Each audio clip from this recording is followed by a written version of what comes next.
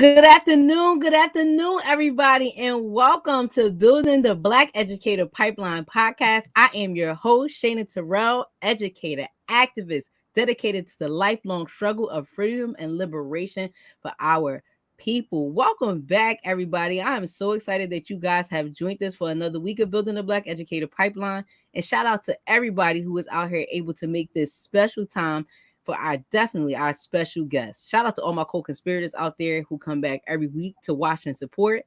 And to our new folks out there watching this week, welcome, welcome, welcome. I have to give a huge shout out today to the Center for Black Educator Development, our organization, for running the BMEC today. So the Black Male Educators Conference is happening today. Shout out to everybody who's out there joining that and supporting that work, as well as my colleague Amir, who spearheaded and really led getting this all together. And to our guests, past and present, who are supporting the BMEC, Curtis Valentine, thank you so much for your opening keynote this afternoon. And shout out to Dr. Travis Bristol, who participated on our panel about trauma this afternoon. And where would we be without the Citizens Ed and the Center for Black Educator Development creating this beautiful platform for us to talk to real people in the real struggle, doing the real work. So today's show theme, cultivating genius and building the Black Educator Pipeline. That's right, y'all. It is the genius for me. So we'll be talking about how education and literacy cultivates our young people and providing them with the keys to power. So y'all know we have a super special guest today, my girl, Dr. Gholdy Muhammad. Dr. Gholdy Muhammad is Associate Professor of Literacy, Language, and Culture at the University of Illinois at Chicago. She studies Black historical excellence within educational communities with the goal of reframing culture and instruction today. Dr. Muhammad's scholarship has appeared in leading educational journals and books. Some of her recognitions include 2014 recipient of the National Council of Teachers of English, Promising New Research Award, the 2016 NCTE Janet Eming Award, 2017 GSU Urban Education Research Award, the 2018 UIC College of Education Researchers of the Year, and the 2020 American Educational Research Association Division K Early Career Award E. Okay, let me take a breath. This year, 2021, she was named the NCTE Outstanding Elementary Educator in English Language Arts. She works with teachers, leaders, parents, and young people across the United States and South Africa in best practices on culturally and historically responsive instruction. She was granted $750,000 by the U.S. Department of Education to study culturally and historically responsive literacy in STEM classrooms. She brings expertise having served as a middle school teacher, literacy specialist, and school district administrator, and school board president. She is the author of the best-selling book, I know y'all out there, I know y'all got it, Cultivating Genius, an equity model for culturally and historically responsive literacy. So everybody, please welcome to Building a Black Educator Pipeline, Dr. Gholdy Muhammad. Welcome, Doc. Hey sis, how you doing? I am good. How are you? I'm feeling good. I'm so grateful to be with you, and I'm happy. I'm healthy. I'm breathing. I'm here. You blessed, okay? I hear that. Listen, I didn't want to mispronounce your name, but I think that is important that people know your name. So can you pronounce your first name for us? Yes, my name is Golnasar. Golnasar is a Persian name, and it means the sharing of beautiful flowers. That's dope. So out there, yeah, we call it Gholdy, but Gonasar. Put some respect on my sis name, okay? But we appreciate you being here today. So we really want to get into the topic of cultivating genius and building a Black educator pipeline. Because in this space, we really try to create a space where educators, parents, community can come together and share ideas and talking about how we can band together and build the Black educator pipeline. And a lot of your work is a great basis and a great resource for how we do that. But I always start with talking to my guests about sharing their educational journey. What inspired you to be an educator? I love the way it made me feel and made other people feel. In short, I from as early as I can remember, I wanted to be an educator. I wanted to, inspire others, inspire myself, make the world better. I think the triumphs of the world and the problems of the world has both inspired me to be a teacher, because I wanted to make the world better and I wanted to share the beauty that already exists. Um, when I say I love the way education makes me feel, it's very fulfilling and joy giving to me. The act of creation, design, art, that's what education feels like to me. And as many artists would agree, it is a wholeness, a fulfillment when you create something and then teach it. And so it gives me peace, it gives me calm, it gives me this type of energy that is very hard to describe. But I love what it does for other people. When I see the inspirations of students and as we're teaching and learning together, it is a beautiful thing. And I can't think of anything more beautiful than the act of education and building a better humanity and a better world for all. So, I'm happy and blessed to be able to do something I love and to do something that I've always dreamt about doing since I was a child, and to see it, to see what education does for our communities, our lives, it's just a joyful thing. So I'm just happy that I'm able to continue working, building curriculum and pedagogies and experiences for communities, for our children and families, for adults, other teachers. It just doesn't stop. Your description of it is so beautiful. A lot of times we get folks on the show and they talk about these trials and tribulations, right? Like they had to get here. Like no one even talking to them about the career, no one exposing them to it, or some people didn't even realize they wanted to be teachers till they were like in a whole nother career. The Yeah, fact that and I think that's cool too. I think we come into ourselves in different entry points. mm, And I don't think that one is better than the other. I think, I have a best friend who was in corporate America and marketing, and she's like one of the best teachers I know. And sometimes, but she also takes that experience from like previous careers and brings it into how we should be thinking about education and teaching and leading. And so I think, and it doesn't mean I certainly have my moments where I'm crying. yeah, Even when I was a student teacher, driving home from my student teaching, crying. And, I have moments where, I mean, this has certainly not been an easy road. But we learn from those moments and we grow and we embrace the moments where we're driving home crying as well, to continue to build us and to sustain us. So it comes, this work is special, but it also has to come with knowing, as Dr. Cynthia Dillard always says, who we are and whose we are, mm, because this work of education can get heavy, it can get overwhelming, it can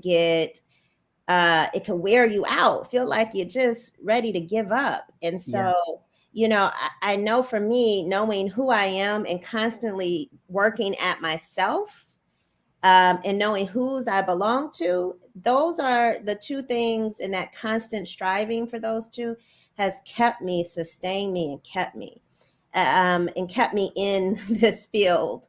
That, in addition to my faith, of course. yes. I love that. Especially the whose we are, like who we belong to. We generally have a guest, well, Dr. Carr, Dr. Greg Carr of Howard University's on every Thursday, every last Thursday of the month. And he always talks about like knowing your place in the world, like your historical memory, your historical context. So knowing who you are, knowing whose you are, I think is super important to ground us in the work. I think that's an amazing perspective to have, because the days you feel like giving up and the days you're tired, you know who you belong to, so you know why you're here. Um, Exactly. and while we're again conditioned, and it's our mission to be in this work. So I Mm. just love that you love it. Like listening to you describe it, I was like, oh, I just feel so like fulfilled. Like this is beautiful. because you hear so many negative narratives about being a teacher in education. So to hear your love and joy for it is just amazing. Um, Yeah, yeah. And yeah. I hope it always stays that way, not just for me, but for all of us. I want us to always have joy in what we do. We all deserve it. Amen. Shout out to you. And a lot of your work is grounded in literacy. So Mhm. I'm really curious to see, why is it important to put a Black perspective on the literacy work that you do? So, I received my PhD in literacy. And when I stepped into graduate studies, it was a different way of conceptualizing and defining literacy. Being in K-12 schools prior to my graduate studies, when someone thought of literacy, they thought of reading mostly, Yep. maybe writing too, reading and writing skills. Literacy was just teaching children mostly how to read. Literacy was preparing them to not just read, but perform well on the tests. That's literacy was captured in that way. And when I entered graduate school and I started to study how Black folks define literacy over time, it became more expansive than Mm, just capturing it in these minimum ways as skill development, test prep. And, I learned that for Black folks, not just in the United States, but globally, literacy was connected to self empowerment, self determination, self reliance, self liberation. It was much more than just learning how to read. It was reading, writing, thinking, speaking, listening, meaning making. It was double dutch. It was dance. It was movement. It was sound. It was creation. It was art. It was music. It was like all these beautiful things. It was the tools to liberate one's mind, one's community. It was so beautifully expansive. And I said, this is the kind of literacy I need to see in K-12 schools. And it mm-hmm. was still the skills. Black folks still define literacy as, a set of skills to develop, to learn language, and to pass the test, if you want to say it that way. Right. Like, we were still doing that, but we were doing all these things connected to life. Literacy was about our life, our And these were things longevity. that you learned in studying with the Black literary societies, correct? Yeah, studying Black literary societies of the 19th century, Black schools, Black newspapers, Black media, Black culture. I learned that literacy was just so much more. And I wanted to capture this historic past to sort of rethink and reframe how we approach education and literacy development today in and outside of schools. Mm-hmm. So that's kind of where it all started. Really taking this Black historical excellence and using it as a model to educate all of us. Yeah. And see, you like really focus on historical. And I want to like really tease this out a little bit because I think it's super important in a world where we're continuously talking about culturally responsive pedagogy or being culturally proficient. There's a lot of emphasis put on cultural. But I don't think it was by accident that your framework states that is historically and culturally, right? Like it's both. Yeah. Why not just stick with cultural? Why did you intentionally put in historical into your framework? Cultural is one of those words that we can ask five people. What does it mean to be cultural? What is culture? And we will have five different definitions. Some people don't fully. They want to say cultural because they don't want to say racial. Cultural There feels you go. comfortable with me, but I don't want to say the word racial. There you Um, go. but cultural is racial. Cultural is like a ways of living life. It can be gender, it can be sexuality, it can be religion, it can be a lot of different ways Yes. that people live their life and participate in the world. So I think it's important to first understand cultural. But cultural alone does not really hint to like where it's coming from. Mm-hmm. I wanted specifically to go back in history and to state that this is historically something. We need to go back. We're not doing something. There's something going on that's not the most excellent forms, right? When it comes to education and literacy, there's Yep. something happening that we're not meeting the potential of all students. We're losing teachers. We're not meeting the potential of all teachers. And That's right. so I wanted to be very clear that we need to be a bit more historical to go back to the past, to understand it, to be better today. And so I put the term historical in my framework to know where it comes from. And particularly, it comes from Blackness, it comes from Black communities. And if we learned, I started to learn from our ancestors, and I'm like, well, they were doing more in the 19th century in the early 1800s than we're doing in schools today. That's right. They That's were more right. advanced. So it's almost like to be innovative and better, we have to be historical. Cool. Fact. Ironically, right? We have to Yes, but do you that. are preaching that. You are preaching that because I think a lot of times we have amnesia. And I think a lot of times we forget who our ancestors were and what they did, and again, who we came from. Even if you push it all the way back to ancient Kemet, right? Like, Yeah. of course, we were historically advanced, and a lot of times we're gonna reinvent the wheel. We're gonna forget who we are. We're gonna forget who we belong to, right? And Yeah. try to go ahead and do something completely different. But I love and so appreciate the fact that you are very intentional when you talk about historical, Mm. and what that means to the work. Because I think a lot of times, right, it's things become a buzzword, right? So, and I'm not saying culturally proficient or culturally relevant or culturally responsive pedagogy isn't the way to go, but we see over time it becomes whitewashed and it becomes a thing to do, right? It becomes the buzzword. But I think putting historical in there also, to me, it spoke something different in terms of folks who are not of African descent or aren't Black folks who are accessing your framework. Yeah. When And when people, it also, sorry to cut you, sis. It mhm, also reminds us as teachers, you have to study the history of your students. You that's cannot where just you going teach where I them. was going. We was going Yeah, right there. So we we, can't have like this, Black women connection here because, what are their histories? Even their histories with mathematics and science, have they fallen in love with it like you have? What are their ancestral histories, their language histories? We history informs what we should be doing today. exactly. And so studying who students are and their histories and their identities and their liberation and liberatory histories, their wellness histories, all these things, that's only going to make us better teachers. And I love that. Even the word liberatory history, right? Because we all know we educate current education, right? So even what I'm saying, it's current education, current K through 12, how they indoctrinate Black students, right? We start from a deficit perspective.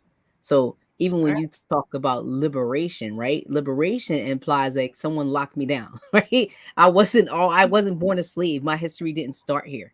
Um, and I love how you say to get to know students, you have to know their historical background.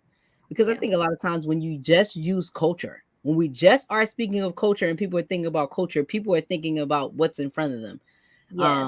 or what people deem as Black culture, right? Like I know my students, I know the neighborhood they come from. So when I'm looking at a test, if I just switch the name out so they can relate to the name, that's me being culturally relevant, right? Those Yeah. very just what people see as what they think is tangible, but it's like you really don't know this kid. You don't know this kid beyond them coming in your classroom. You don't know this kid beyond, I want to say beyond their neighborhood, but not even their neighborhood. From the streets you see coming to and from work, right? That Yeah. is how you know this child. Exactly.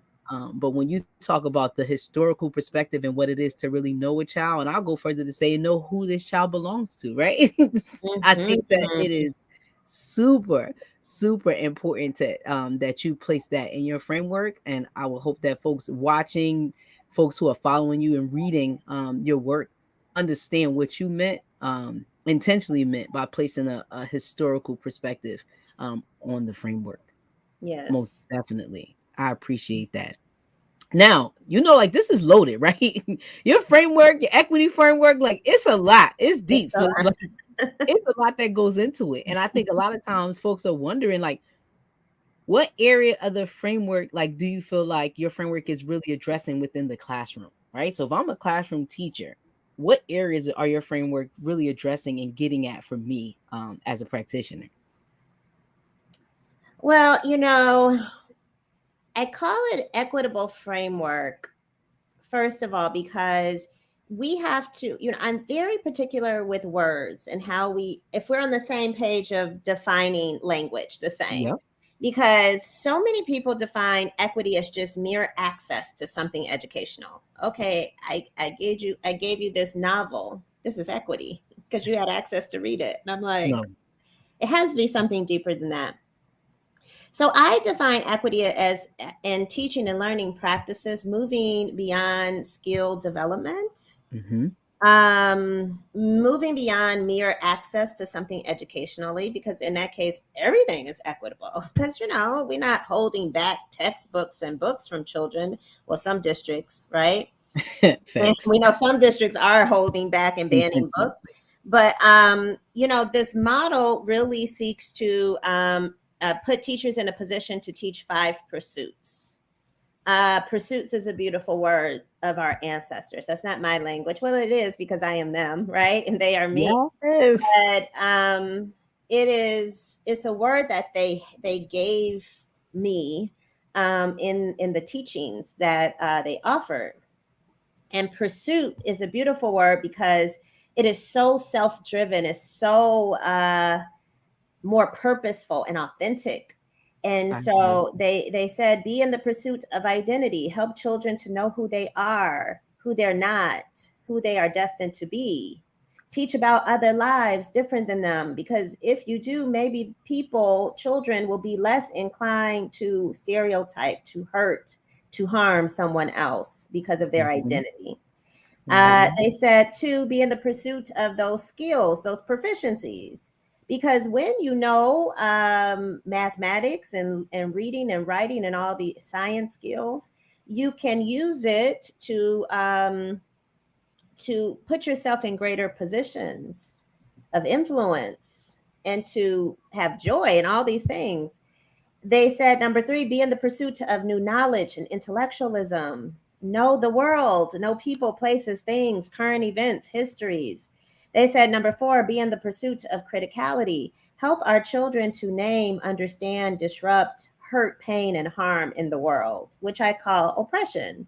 Oppression Mm. can be mean mugging, using your words to hurt, to physical violence. Oppression is on a different levels, right? But we Mm-hmm. want our children to do none of that.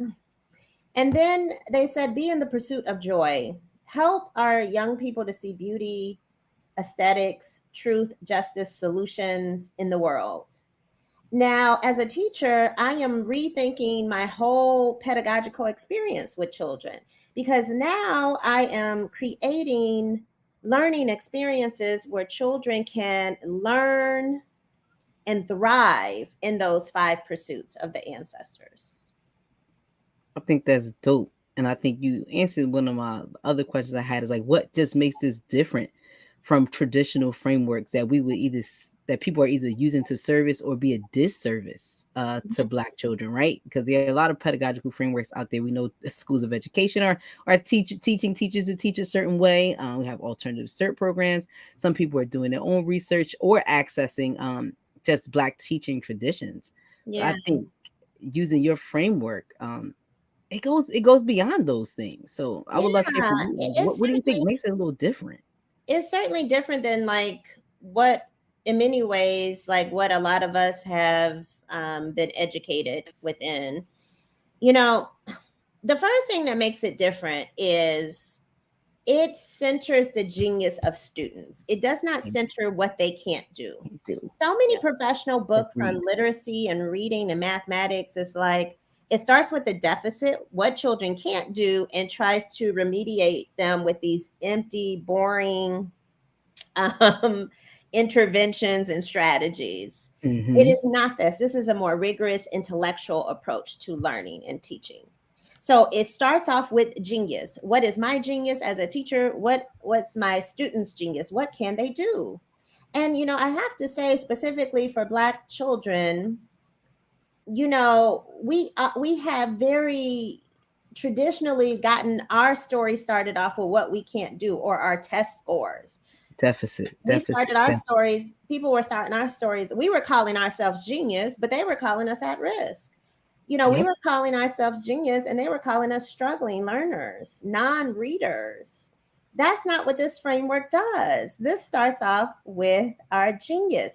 And even when students came into the classroom doing stuff with language, with literacy, with mathematics that at a young age that even the adults in the building couldn't do, we still didn't recognize their genius. I mean, Nope. take like this practice of like freestyling or braiding hair. I see mathematics. I see language use. I mean, to create language in your mind, writers are always creating language in their minds and figuring out how to deliver it to their audience in a concise, memorable, compelling way. And when like our young people were freestyling in schools, they were doing that like really quickly, like boom, boom, boom. And it's such a genius way of using language. And we Yep. still weren't saying that. Like, you are a writing skill. You have some writing skills. Even when they were cracking jokes in class, man, do you Listen. know comedians So have to use creative. stories Yes. Super creative. and use Yes. language and story and like to have people remember it's so we have sort of steered away from centering their genius. That's number one. So this model centers their genius. Everything, who they are, how they are, is genius. And And I'm it's smiling because only you see the good in young people, right? yeah. Like you see it. And people look at our young folks, especially nowadays, and only see the bad. And even some of the things that you're talking about, people see the negative in that. "Oh, you are here freestyling. You need to go in that classroom and open a book, or And you they just complain about it. They complain, and when students do struggle, they complain. I said, every time I go to the doctor, I'm not comparing students to being sick or anything like that. But as a professional doctor, my doctor doesn't complain or blame my parents. She just helps me. Like even this level of complaining when students struggle, just help them. That's your one job. It's just yes, to help them and to nurture and water and cultivate their genius. Really, that's what it's about. But to go back to the comparison of the model to traditional classrooms were teaching 1/5, 20%. We've been operating at a 20% proficiency level as an educational system. mm, And we have been expecting children to achieve at 100% levels. mm, You had policy like No Child Left Behind that said by 2014, we'll have 100% proficiency as we are continuing to operate at 20% 100%. rates. It does Yeah, not align. doesn't add So up. we have been teaching, measuring, assessing skills that oftentimes has been decontextualized to students' histories, their identities, their liberation, their multiple literacy practices. And we have been expecting a higher level or rate of achievement. So this model is more 100%. All five will teach the whole child. It will connect it to their lives, which connects to purposeful and meaningful teaching. It also teaches the lives of others. It teaches social justice and equity. It teaches how to make humanity better. It teaches joy. It teaches the things that we need to do as adults to not just survive systems in our jobs, but to thrive. Mm, We Maya Angelou said that. She says, "I'm not." I'm paraphrasing, but she says, "I'm not." Just trying to survive. She says, I'm trying to thrive. I'm trying to laugh. I'm trying to dance and experience right. joy. And that's what I want for our children. I don't want them just to survive K-12 education. I want them to thrive. I want them to laugh and dance and have joy. And I want to pause real quick. Why joy, right? Because you see tons of frameworks and pedagogy, like they don't talk about students having joy or joy in learning. Why is there an intentional focus, once again, on your part to talk about joy as a part of the framework? Why is that so important for Black students to experience joy?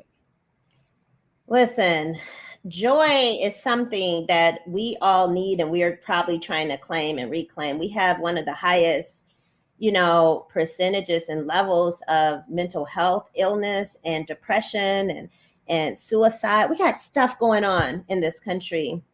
And sometimes we have adults and children who don't experience joy. We have children K-12 who leave all of K-12 and never have experienced joy in the classroom.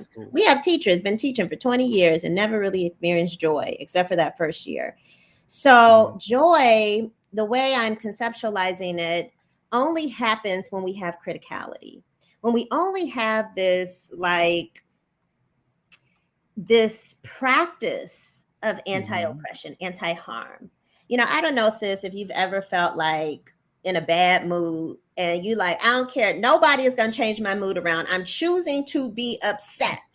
And you have your friends, your family, partners, they say, no, cheer up, Gholdy, it's going to be okay. And I'd be like, man, I'm going to be in this mood. I want to be mad. I want to be big mad right now. And it's like, joy cannot fully enter my spirit because I'm choosing to sort of self-oppress myself, like self-harm, choosing to tell myself that I won't. So I'm saying this to give like this example.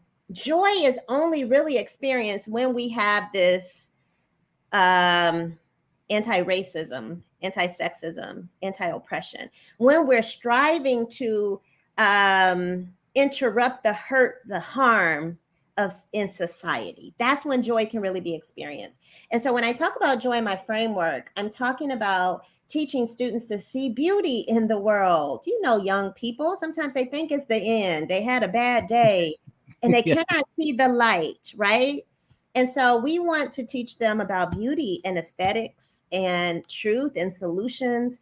The joy is the balance of the anti-oppressive work. It's the balance of the anti-racism work.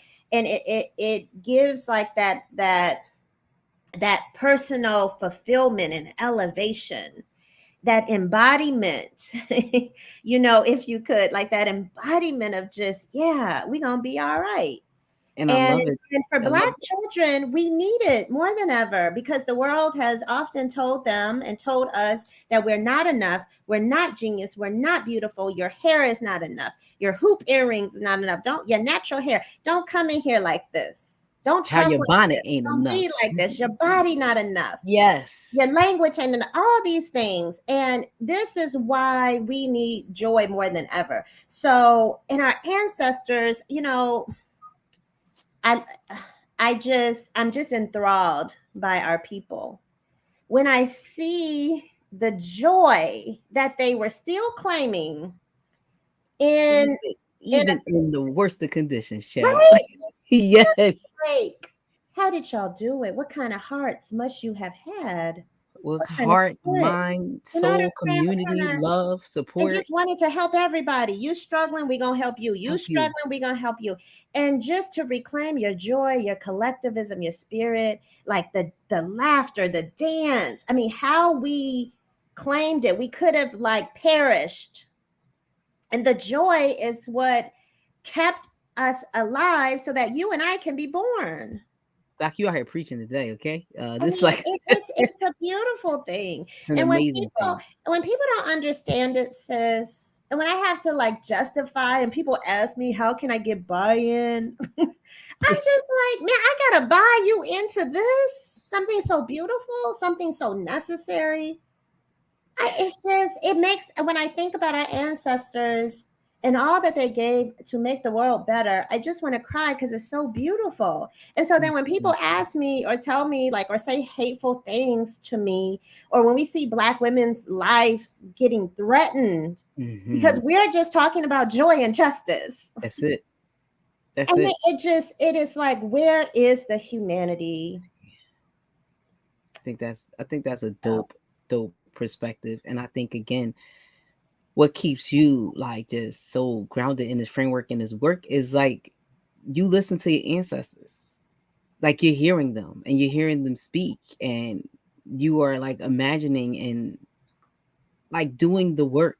And I think that's why historical context is super important. And you said it like, hey, these aren't my words, these are the words of the ancestors. And Yeah. when I'm studying them and seeing the things that they've been through, like, we don't have a choice. And in every condition, we can study all the way back to whenever, there was always joy in the work that our ancestors did. But I think that that's super important, to have a black woman and someone like you that understands that perspective, that our people deserve joy. That's who we come from. We come from joy. There's joy and love in everything we do.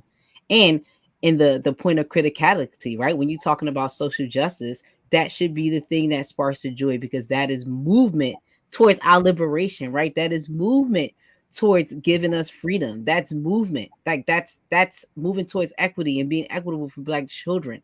So that should bring about joy. But I Yes. don't know if people fully see the effects of your framework and like what that can do for black children. But when I saw it and I saw the part of criticality, I was like, yo, this is it, right? Like there, because there's a lot of different frameworks out there, but that piece is missing to help children really access and contextualize social justice and what that looks like in terms of freedom and in a classroom and in a lesson, and as a practitioner, as a teacher, to be very intentional about making sure you have that work. But Yes. what's funny is like, you're like, I get tired of justifying this, right? But here's part of the reason. There's like two reasons why you have to justify it, right? Like, you're either dealing with folks who are white practitioners, who have zero historical context about us or our people or why. So they're, and we know that the teaching profession is 85% white and female. So they're trying to have these people who are in front of our babies learning and accessing about them. So they, of course, people are like, how am I out here? How am I going to get this buy-in? Or you have some black folks who just, I'm black. I don't need to be connecting with kids. Like, I'm black. I know what it is to be black. Like, what you mean? We have this unspoken connection just because we black, which we all know is like, it's not necessarily true. So when you do come up against folks like this, like the I'm black folks, like, I know what I'm doing. I don't need no equity framework. Like, Yeah. And both what of them need to know their abolitionist ancestors, their white abolitionist ancestors. They did it. Black abolitionists, they don't, sometimes we don't know who we are, whose we are. And mm-hmm. so, we're speaking from spaces like folks like this. And it's all folks. There's resistance on all sorts of sides, and there's support on all different sides. But I find that it is usually connected to ignorance, like people just don't know and they don't choose to know. Yep. There is fear. I'm going to teaching these 5 pursuits is not going to be best for my white child, as an example. It only will Mm-hmm. elevate the white children as well. I don't think we've been servicing any child as Child. best as we can in this country, if I'm being honest. That's a fact. Sometimes it is like, I know this is important, Goldie. I just don't want to do it. That's more work. I mean, these worksheets are easy and quick, and sometimes it's just pure hate. Mm-hmm. I showed up doing like a workshop with Manhattan parents, and I said, we're going to talk about 25 joy activities you can do at home, making slime, doing like a corner for poetry, spoken word, all these fun activities. And the parent said in the private chat, "You are awful. This is awful." And I'm just like, slime and spoken word poetry and read alouds at home. It wasn't my 25 activities of joy. It was that I showed up as a Black woman, knowing who I am, whose I am, and all my joy. Because people who hear me speak, I'm happy all the time. I love this Mm-hmm. work. And it was just hate. There's nothing. I wouldn't even. I didn't even have to say anything for that comment to come across. And I understanding. I'm trying to understand the resistance, the reluctance, and all these things. And I've sort of started to put it in those categories so that I can understand a bit, who can I help? Because if it's a Mm-hmm. lack of ignorance or fear and you're open to this work, I can teach you. We can learn together. But if you just hate me or you just hate the model just because it came from Black history, which should be your history too, Amen. We are one nation, as we say. If it's hate, I don't know how to change your heart and make you love me. And I don't understand why you don't love me, because I am sunshine and light. Yeah, I Sun, am beauty. I honey. am light. You Okay. know, it's like I don't get it, but I'm not also going to spend so much time trying to figure you out in your hate. I'm just going to, Nope. continue to put out kindness and love into the world, because that's my only responsibility. Amen to that. And I mean, that's facts because I mean, with that hatred in your heart, that's some self work you have to do. So you can't spend your time trying to change someone's heart. All you can do is be you. All you can do is do what you're doing. But to be hating on me because I'm talking about slime and poetry, I don't I don't know what was happening. Like that's one of those like, well, who puts in your cornflakes? Because it's slime and it's poetry, and we talk Does about slime have an kids. oppressive history or something? Like Maybe what did it do to you? Let's hear about this, right? Like that's insane. That's I don't insane. know. Maybe they were slimed as a child. I don't know. Trigger. It was a trigger, child. You just It's trigger a somebody talking about listen. poetry corners. Well, you're right. All you can do is continue to put out love, continue to put out joy, and continue to be a serious force to be reckoned with and advocate for Black children. Um, Yes. Another thing that I think is important for us to highlight, because you know this, right? Like when we have teachers in front of kids, they all came from somewhere. Meaning there was a teacher prep program they went through, there was some alternative cert program they went through. They came from somewhere with their teaching, learning, and training. What are some practices, concepts, ideas, or even courses that you feel like needs to be addressed within these programs for our pre-service teachers, even prior to accessing your five pursuits? What are some of the things schools of educations or some of these alt cert programs should be doing to prepare our teachers? Oh, that's a great question. Now, I was a part of this wonderful program called Golden Apple of Illinois, where they take high school seniors or high school juniors, I think, and they start preparing them to be a teacher in high school. It's a beautiful thing, and they teach them from some of the world's leading educators. And it's a lot of, you almost do your student teaching like your freshman year of high school. You already in the classroom with children. I love that Right. concept. So I would really suggest people look into that. But in terms of teacher preparation and programs, I think we first have to decide what kind of teacher or teacher candidate do we want to leave our program. We never really, I've been in teacher ed programs on the other side as a professor now for 9 years. And what kind of student do we want to cultivate? We want Mm, them to leave our program knowing this, and this. Like for me, if I could dream a bit, I want our candidates to leave our program knowing how to write curriculum and lesson and unit plans from scratch. I want them to leave to critique the pedagogies. I want them to leave knowing policies and how to understand it and to contribute ideas to it. I want them to leave knowing how to teach identity, skills, intellectualism, criticality, and joy, and how to assess it.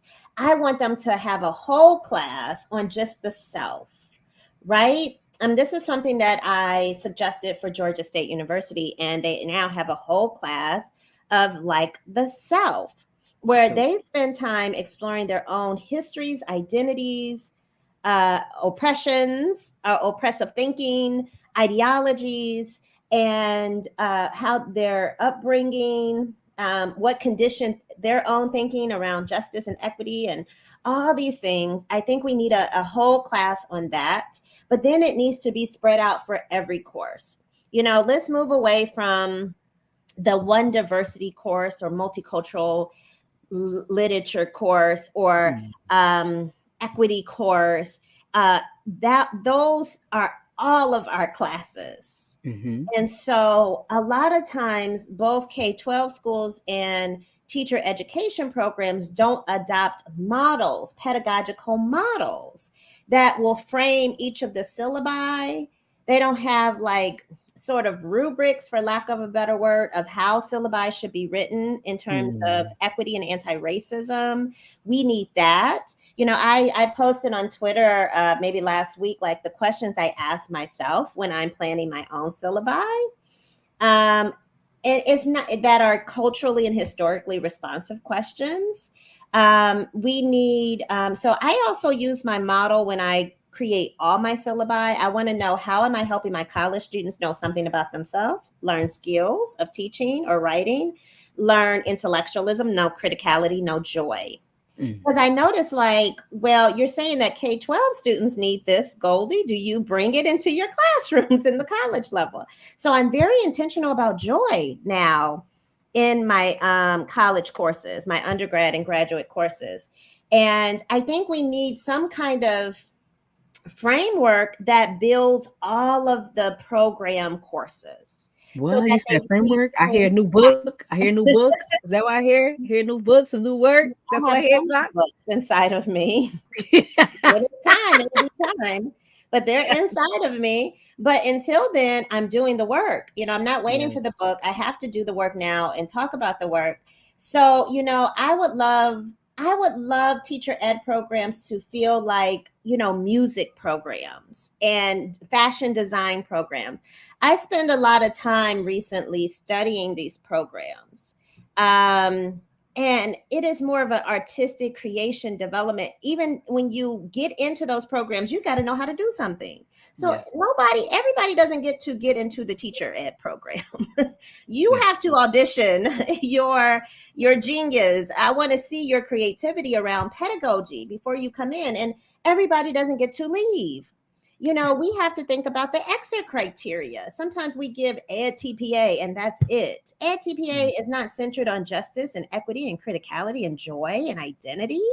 Mm. So we have to change those practices and learn from those more creative artistic programs if we want this to be a more creative artistic profession, which is Love my that. hope. And also, let's start teaching them about the politics of teaching, and most universities are doing this. But those structures, how curriculum is designed, those publishing companies, like, let's teach them the economics, the politics, the structural and systemic things, the historical things. This is already in a lot of programs already. How we got here. Mm-hmm. And when we change up the methods courses, let's not just do methods for skill development, but methods for identity, methods for joy, methods for criticality. So those are some of my ideas if I I love started my that. own teacher ed program. Yes. Yes, people in this space, we always talk about teacher prep and how they fail our teachers. So to get some like real concrete ways on teacher education programs, how they can flip this thing, is amazing. Now, Mhm, mhm. before you were the guy, the Dr. Gholdy, right? Before you were who you were, I am pretty sure you were a steward of someone's work.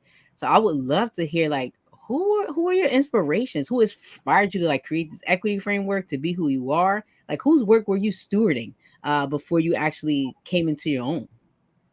Mm. I mean, so if I start with the ancestors, I did this sort of like self-reflective activity, and I encourage everyone to do it. I said, who am I and whose am I? Like, to go back to what we said at the very beginning. And I said, I am a leader who keeps going back and going for the children, fighting for the children. I am a conductor. I am Harriet Tubman. I started to, and then I said, let me keep going. I said, like, I'm a doer of my word. That's a quote from Maria Stewart in the 1830s. So I almost started making a list of who I am and whose I am, and I pulled these quotes from these Black women um, who were doing who helped me to be a better teacher. People like Mary McLeod Bethune. She was like an instructional coach, a principal. She started her own school for Black girls. I started Black Girls Right. I'm like, this is me. And she was my inspiration of doing this. So I think it's a really great activity or practice for us to all do. but so many of our ancestors from the literary societies, but also the readers and writers and thinkers and doers of the word, during that time, certainly scholars like Cynthia Dillard, Gloria Lassing Billings, Joyce King, um, Black women of that generation who I observe, Elaine Richardson, who were, taking the work and doing it and then sort of transforming it their own way. Dr. E is from Ohio State, and I would see how she would not lose herself in her writing. I felt like I knew her and I was meeting her without ever meeting her at first. Yolanda Celia Ruiz, Bettina Love, Maisha Wynn. Many of them are Black women. And I watch them and I see how they move in not in the world, in academia, in their scholarship. And it just started to teach me. I mean, I felt like I was in community with them, but I was also learning from them because we are each other's models and mentors. And also the children and so many people, so many scholars today. It's just so hard to name, just reading their work. And Jamila Liscott, I love this sister. I mean, I love how she moves in the world. And she teaches me too how to take care of myself. Like I see her joy, I'm like, okay, I want that. I want joy too. Like we are models for each other. And like I said, in addition to the children, one thing that I do as a teacher educator is that I am finding time to teach children.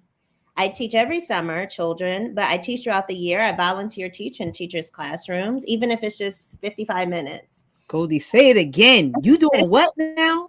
I You going cannot be a teacher leader if I don't teach. I cannot be a teacher okay. educator if I don't teach children. Because how Tell would the I know people. what to say or Tell to the teach people. leaders? Yes. That's And so important. it's so important because that's my inspiration. I listen to them. What do you need? Who do you are? How does the curriculum make you feel? Are you joyful? Do you want to learn about race and justice? Do you want to know about making the world? I listen and I learn from them.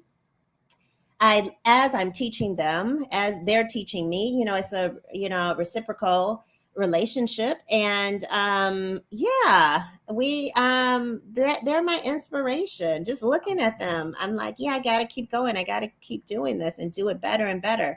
And when you know more and you do more, when you know better, you do You better. do That's better. kind of like what I do. I mean, certainly I know more than what I knew, even when I wrote Cultivating Genius.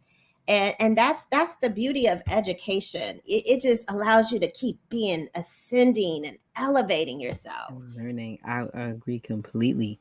Thank you for shouting out those names and talking about the basically the shoulders of the giants that you stand on. But the other thing to point out is I love this, right? Most of the people you named were Black women.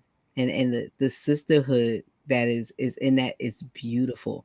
I think a lot of times, you can very easily see people as your competition or try to outdo people, but for the fact that you guys are investing in each other, and you Mhm. see a sisterhood in each other's work and you're learning from each other, I think is absolutely beautiful. But you also just dropped some gems of some names of some people that we all need to go look up and follow and and read as well. We have a segment on the show called Thank a Black Teacher. Mm, And I think that is important for everybody who comes across because, our teachers are unsung heroes a lot of the times. mm. And we've all had teachers who past, present, who are very influential in our lives and that we love. So I would love for you to take some time to just thank a Black teacher.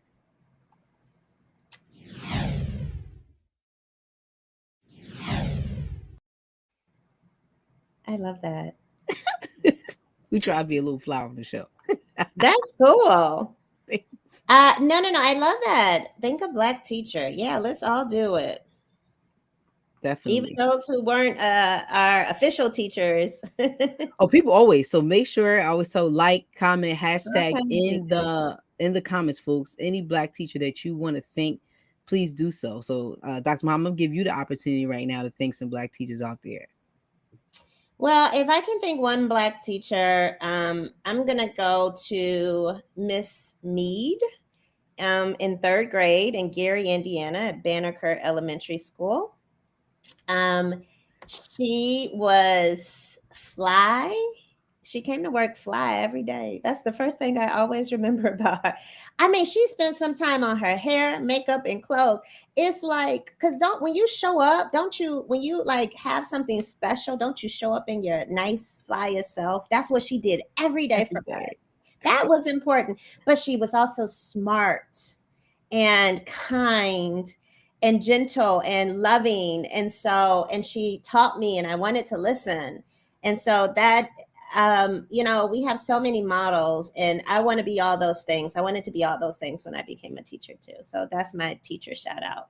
Miss Shout Me. out. Listen, you don't understand how being fly is important. I have a daughter. Yesterday was my birthday, and Happy she birthday. thank you. And she wrote me out a birthday card, and on it she wrote like "continue to be fly." Because I always say to her like, "Oh, girl, you looking Oh, fly." I love. Yesterday was Sister Dr. Gloria Lassing Billings' birthday, and I share a birthday with. I didn't know that. so you share a birthday with greatness. Yes, And she she was on the posted show like, previously too. Oh my god, I didn't know you shared a yeah, birthday. there you go. That's why, and she fly too. And Definitely. she posted, all the November people are posting like the best people are born this month. And so Ah. this all makes sense now. Yeah, that is amazing. I had no idea that we shared a birthday. Like now I'm out here fangirling, right? So Yeah, happy birthday, sis. thank you. I appreciate that. I also wanted to ask you, like, with all of this, like, I mean, you have beautiful things going on. Like, you're just super dope, smart. Like, your mind is amazing. Some would like literally say you are the Beyonce of education. Like, what? What? Don't you be saying those kind of compliments. That might go straight to my head. I was gonna say, what are your thoughts on that? That some would say, like, Wow. Dr. I Goldie. mean, that means I gotta, that means I gotta keep working, keep putting out albums. Yes, yes, yes. Your number one hit was Cultivating Genius. Okay, we waiting on that number two project. That's a beautiful compliment. Get it? Yes, some would say like Dr. Goldie, the Beyonce of education. Like, what are your thoughts about that? It's about funny. about Yeah, that compliment. yeah. I'm always trying to figure out, like, to step into myself. I mean, I'm always trying to figure out what it means to step into myself, um, because sometimes we see ourselves one way and others see ourselves another way. And we have to, Mhm.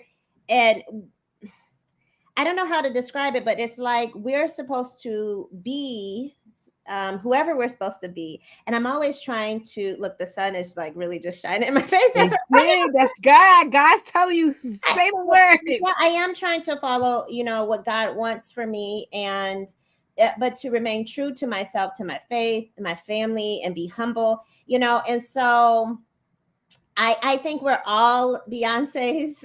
We can all we're all So humble. sunshines. So And humble. but I just want to step into myself. And if myself is supposed to be something impactful and to be an influencer, or to if myself is to write lesson plans for my community, um I'm ready to step into but because I wasn't always in that space. I'm like, oh, I can't do this. I don't know if I can do Mhm. this. I don't know if I'm the person.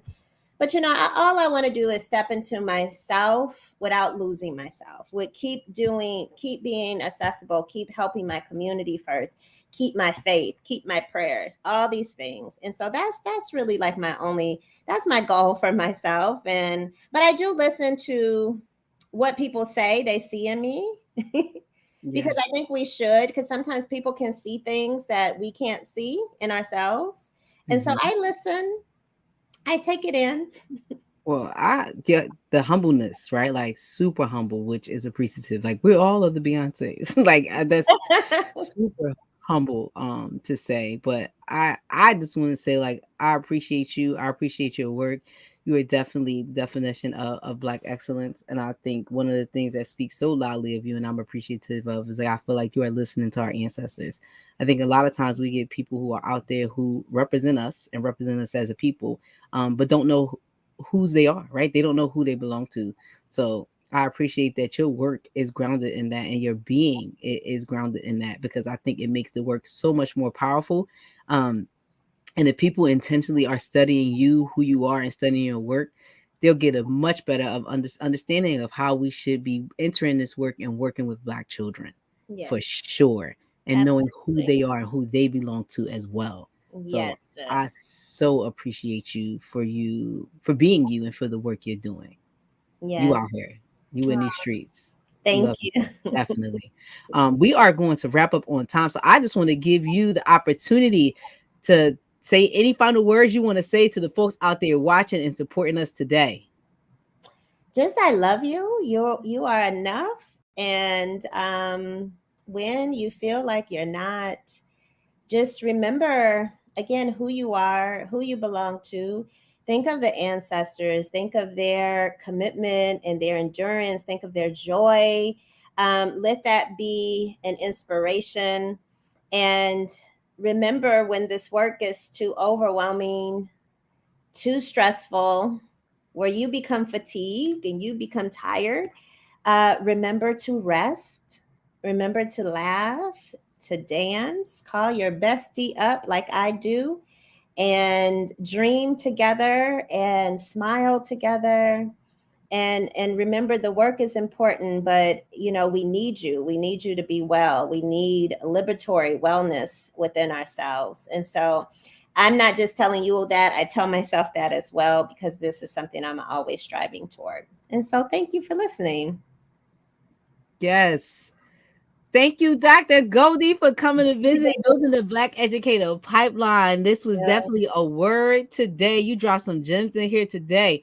Definitely. I know you are busy, busy, busy. Hope we can have you back on in the future to talk about some more work and some more specific topics. I would love to. Um, Definitely. And shout out to everybody out there watching, our co-conspirators. We appreciate you coming back week after week. Please like, please share, please continue to comment. And again, we'll see you next time at a regular time, next Thursday, for a special edition of Building a Black Educator Pipeline. It will be Veterans Day. So we will have a teacher on who is a veteran. So please Oh. join us next Thursday, 12 o'clock, same place, same time.